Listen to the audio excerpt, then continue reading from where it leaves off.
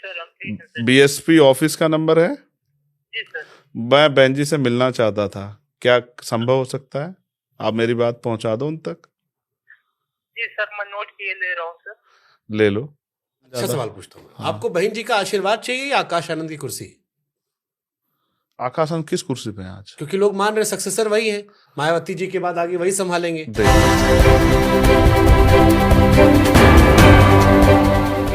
जरूरत थी। हम 17 में जेल में गए, 16 महीने जेल में रहे, एक आदमी हमारे साथ नहीं खड़ा था। मैं मेरे अकेले की बात होती तो मैं सह लेता। ऐसे बहुत सारे बच्चे थे जिनको पीटा गया, करंट तक लगाया गया, पुलिस ने बहुत जुल्म किए। और हमारे नेताओं ने कहा कि इनका हमारा कोई मतलब नहीं है, तो एजेंट है फलानी पार्टी की, इस तरह के एक लाइन कह के खत्म कर दिया। बहुत दिनों तक 2019 में मैं बाहर आया, 18 में बाहर आया, 2019 में लोकसभा का चुनाव हुआ। मैं आज आपको ऑन रिकॉर्ड, आप गूगल पे सर्च कर लो, 13 जनवरी 2019 को हमने रैली की। BSP Samajwadi RLD alliance declare हो गया था। हमने रैली करके कहा कि हम पूरे देश में इस अलायंस के लिए प्रचार करेंगे, हम इनको समर्थन। मैं 2019 तक की बात कर रहा हूँ, आप चेक कर सकते हैं। मेरी एक अच्छी बात यह है कि मैं झूठ नहीं बोलता हूँ, जो कोई कहना होगा कह दूंगा। तो 2019 में जब इनको सपोर्ट कर दिया, तो फिर हमारे लोगों ने कहा कि आपको भी लड़ना चाहिए। मैंने कहा कि मैं प्राइम मिनिस्टर के खिलाफ लड़ूंगा। तो मैंने यही 15 मार्च को घोषणा की कि मैं प्राइम मिनिस्टर के खिलाफ लड़। जनवरी में हमने इनके फेवर में कर दी, और 15 मार्च को हमने यहाँ काशीराम साहब की जन्म जयंती के अवसर पे जंतर मंतर पर ऐलान किया। तो बहन जी ने एक ट्वीट किया, कहा कि चंद्रशेखर, ये फलानी पार्टी से जो है रिलेटेड है, देखिए मोदी जी को जिताने के लिए चले गए, क्योंकि ये कुछ वोट काटेंगे, उससे मोदी जी को फायदा होगा, ये बहुजन समाज के वोट काटेंगे। तो मैंने कहा चलो भाई, इसको भी छोड़ो यार, काहे को मोदी जी को फायदा करना। तो मैंने उसको चुनाव को विड्रॉ कर दिया।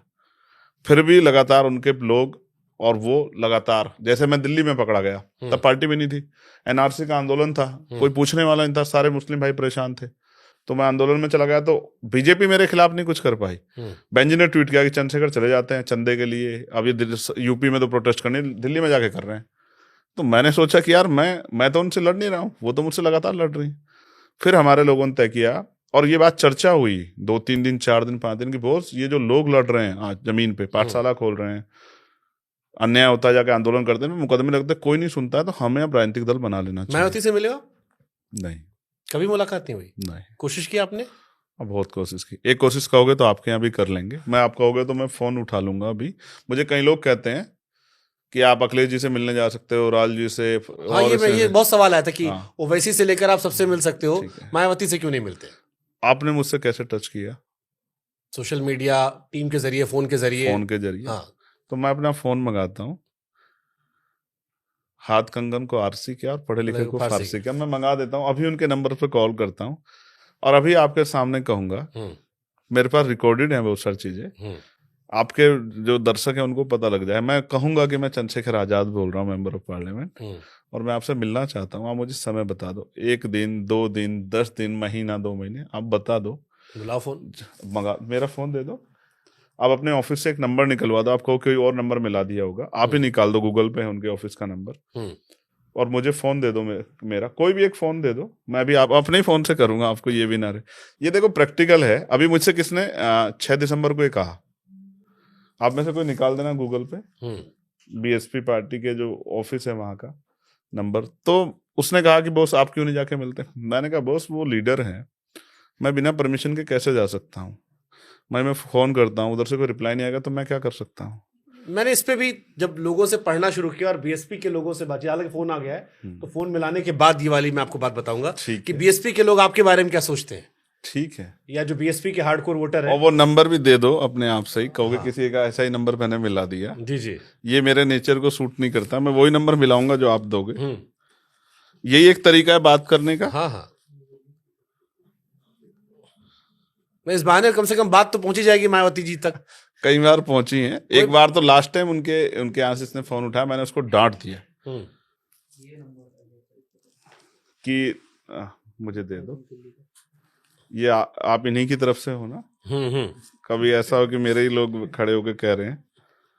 तो मैंने उनसे कहा कि बॉस मुझे ऐसा लगता है कि आप नहीं चाहते कि मेरी और बहन जी की बात हो जाए, तो आप ऐसा कर रहे हो। तो उन्होंने एक लाइन मुझसे कही, वो बस लास्ट फोन था मेरी तरफ से, उस तरह से कि हम बहन जी के यहाँ काम करते हैं, हम वही करते हैं जो बहन जी कहती हैं, हम अपनी तरफ से कुछ नहीं करते।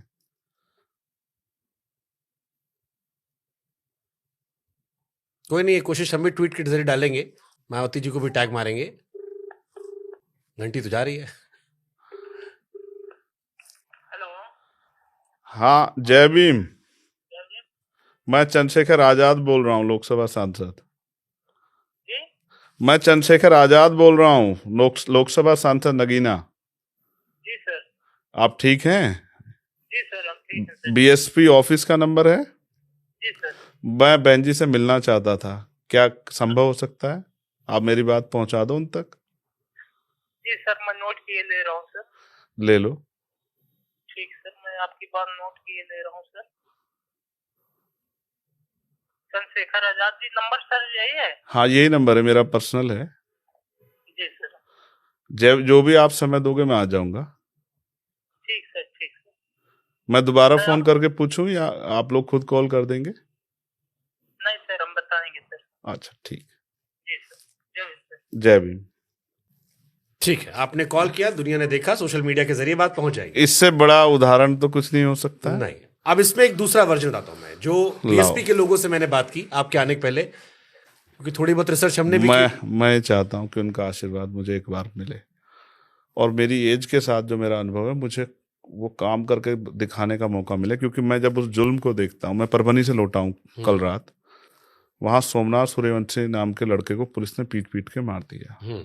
और वहाँ मैं जिन महिलाओं से मिला, आप नहीं देख पाओगे, उनकी बॉडी पे कोई फैट नहीं है महिला होने के बाद, जहाँ जूतों से पुलिस ने और मेल पुलिसकर्मियों ने नहीं पीटा। 14 साल की बच्चियों को, 1-1.5 साल की डिलीवरी वाली महिलाओं को इतना पीटा है।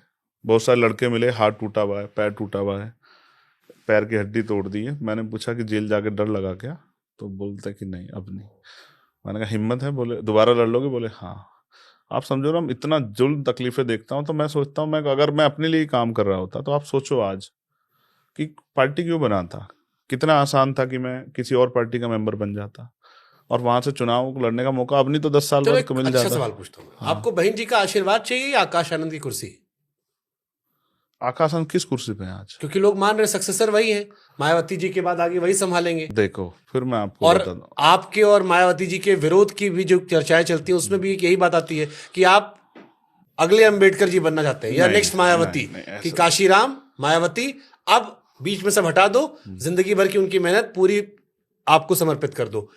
अच्छा ये बताओ, आज वो किस पायदान पे हैं बताओ? वोट बैंक तो उनका है ना, भले ही हार रही है, लेकिन मैं इसको ना नहीं कर रहा हूँ। वोट तो पाती है ना। सत्ता में तो नहीं है ना? हाँ, सत्ता में नहीं। तो जो भी आएगा उसको काम करना है ना।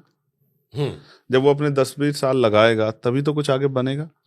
एक बात रही। बात दूसरी बात, फिर ये सोचो कि जैसा आपने कहा कि साहब मुझे कुर्सी चाहिए, तो आप बताओ, मैं अपने यहाँ कुर्सी पे बैठा ही तो हूँ।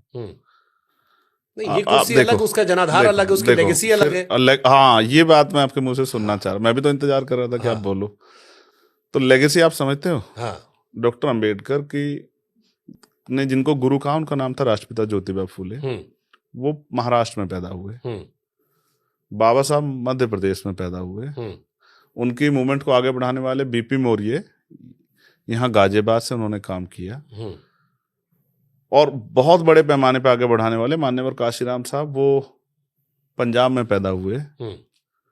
और फिर उसको आगे बढ़ाने वाली बहन जी गौतम बुद्ध नगर में पैदा हुई। इनमें कोई रिलेशन बताओ आप मुझे, पारिवारिक रिलेशन? प्रदेश का भी, प्रदेश में भी वो नहीं, एक डिस्ट्रिक्ट के रहे हो। तो आप ये समझो कि ये लेगेसी है। आप जबरदस्ती इस आंदोलन को जो बढ़ रहा था उसको रोकना चाहते हो, सिर्फ इसलिए कि आपके परिवार में आप किसी को कुर्सी सौंपना चाहते हो।